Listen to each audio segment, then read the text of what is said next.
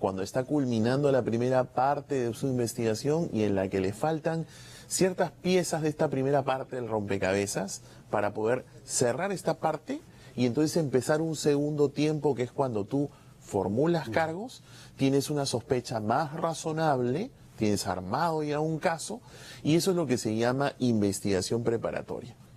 Quiere decir entonces que usas este mecanismo, es como romper el vidrio y sacar el extinguidor, es una medida de emergencia para poder asegurar al investigado y lograr estas últimas piezas que te faltan.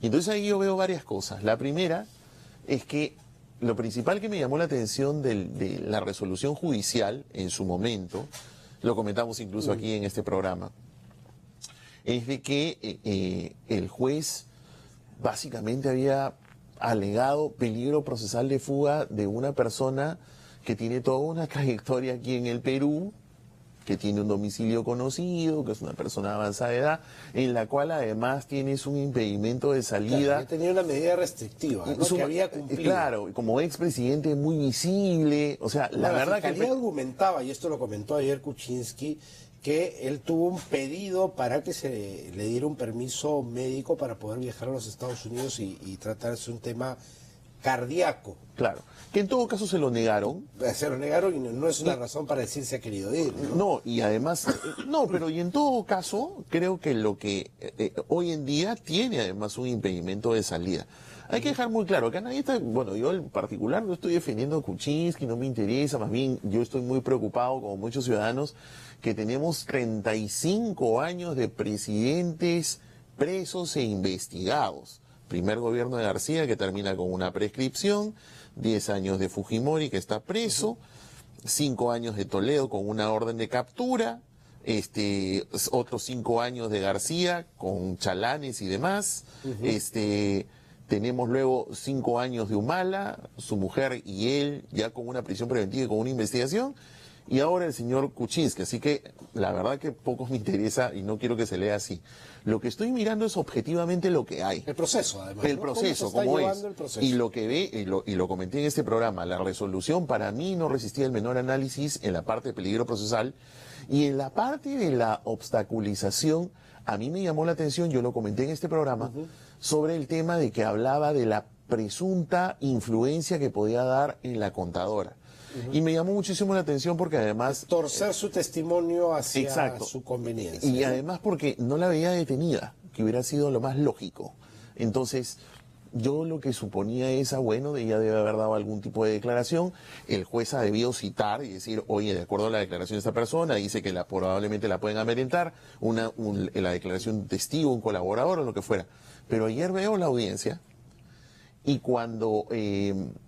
le preguntan a la defensa, en este caso a César Nakazaki, y César Nakazaki dice, bueno, nosotros hemos ofrecido al testigo, perfecto, luego le dan la palabra al fiscal, y me llamó la atención lo que dijo el fiscal dijo, sí, lo que pasa es que si bien es cierto, ellos ofrecieron el testigo, no nos han dado el domicilio, y entonces nosotros no le hemos podido interrogar, y entonces yo inmediatamente dije, a ver, espérate, estás diciendo que es una persona que no la has interrogado, que no sabes dónde la puedes ubicar, y dices entonces que la pueden influenciar.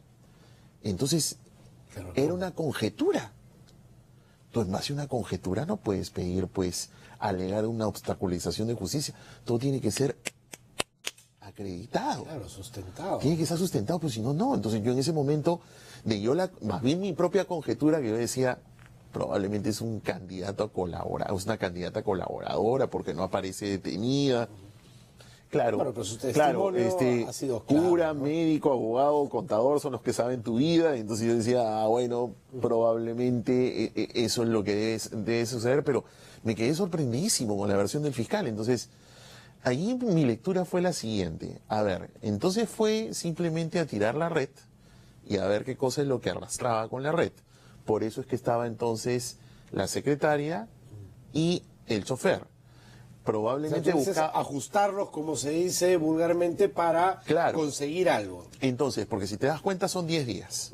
El fiscal ha cerrado, porque ayer nos enteramos, en la misma audiencia, porque el fiscal superior intentó frustrar la audiencia de apelación, Y lo que dijo fue, señores de la sala, esta audiencia no se debe celebrar porque ya acabamos de cerrar investigación y ya hemos formulado cargos y estamos pidiendo prisión preventiva. Quiere decir entonces que en esos 4 días ha logrado sus objetivos. Es decir, por eso es que yo empecé esta entrevista diciendo muy claro en qué consiste la detención preliminar. ¿Qué? Entonces ha conseguido colaboradores. Bueno, al menos los 2 principales candidatos no. Además, claro, porque ayer en la audiencia quedó claro con los testimonios. Primero que no reconocieron culpa, sino por eso, porque, ojo, el colaborador es alguien que reconoce culpa. Así que los 2 señores estaban sentados ahí. De rebajar su sanción a través es un premio y es una negociación. Eso es el colaborador. Lo cual, entonces, la secretaria y el chofer no colaboraron y posiblemente podríamos especular 2 razones. O muy fieles o simplemente no tienen información. Al menos me dio la impresión, no sé si te dio la misma impresión a ti, pero yo estuve tratando de seguir la audiencia lo más que podía, y al menos cuando, sobre todo, vi la declaración del chofer, yo le dije, este es una persona que simplemente es un trabajador, una persona humilde que está metido ahí por gusto. Entonces, mucho cuidado, porque la Fiscalía, la impresión que me da es, estas son herramientas estratégicas que se usan, que tienes que romper pues el vidrio cuando lo tienes que romper, porque de lo contrario vas a victimizar al investigado.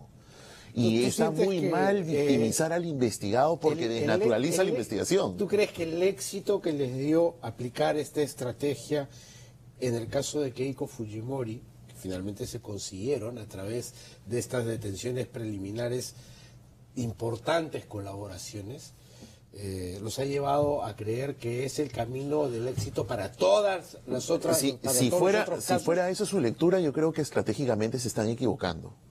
Porque en el caso de Keiko Fujimori, estás hablando de un partido político que tiene una presencia de poder en el Parlamento y en el cual habían otras evidencias, no para peligro procesal de fuga, porque Keiko no tenía problemas con el tema del arraigo, sino que más bien en el caso de ellos sí existían indicios más que razonables que ella estaba influyendo en el accionar de la justicia.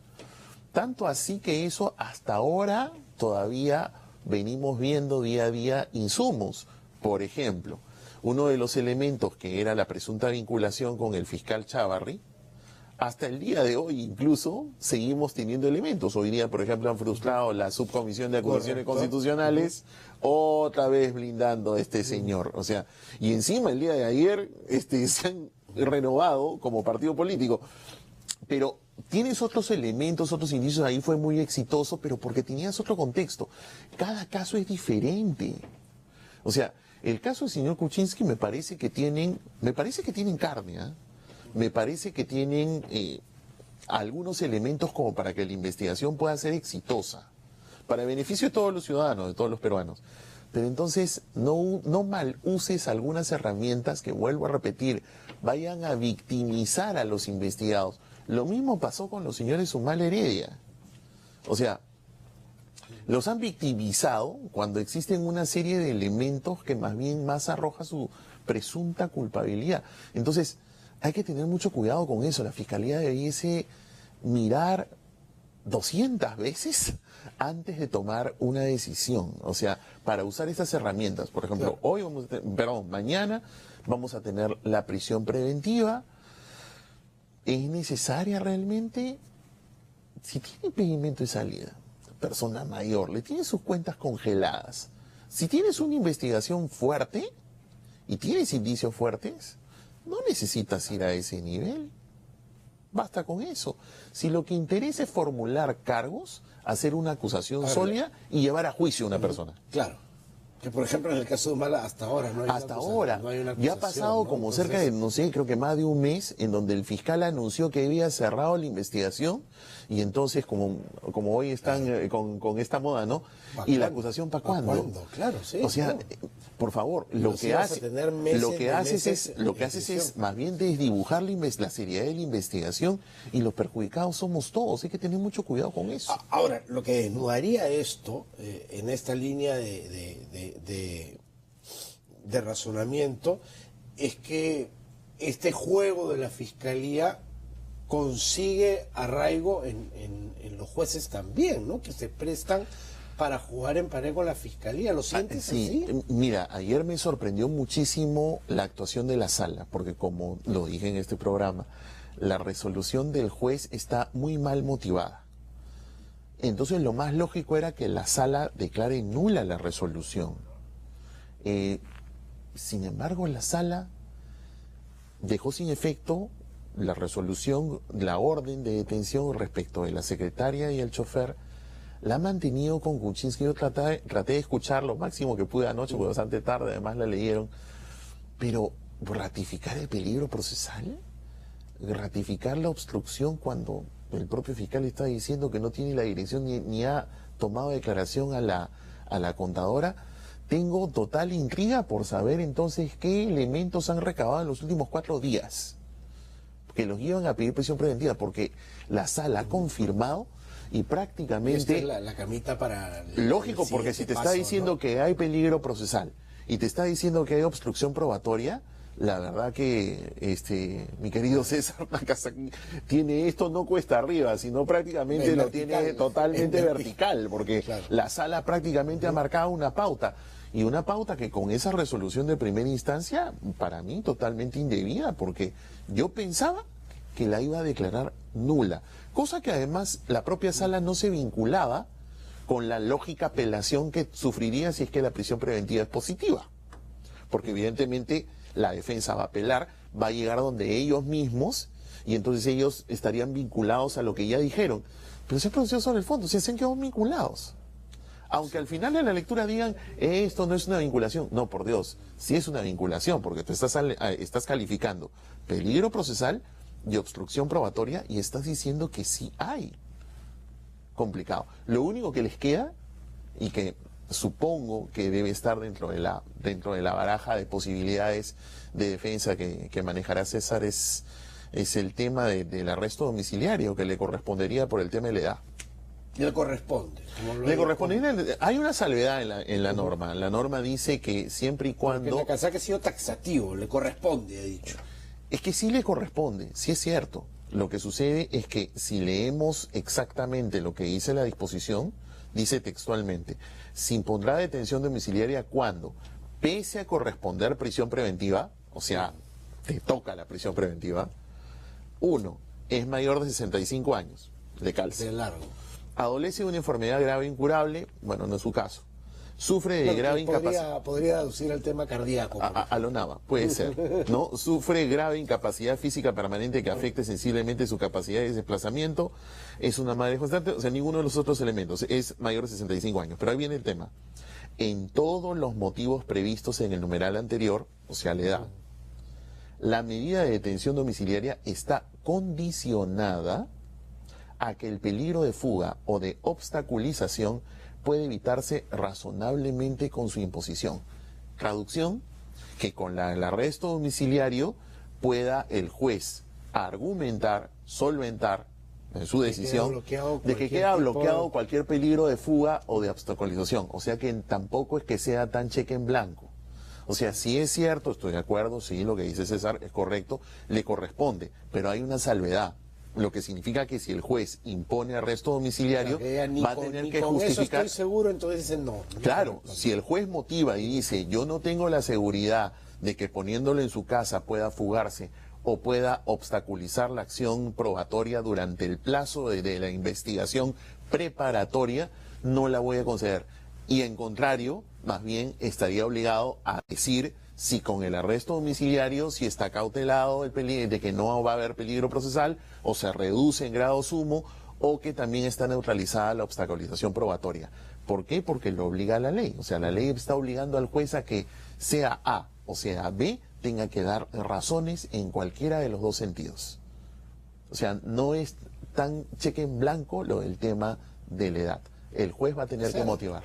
Está complicado. Vamos a ver, está complicado, pero más se complica, como te vuelvo a repetir, por la decisión de la sala. Para mí fue inesperada.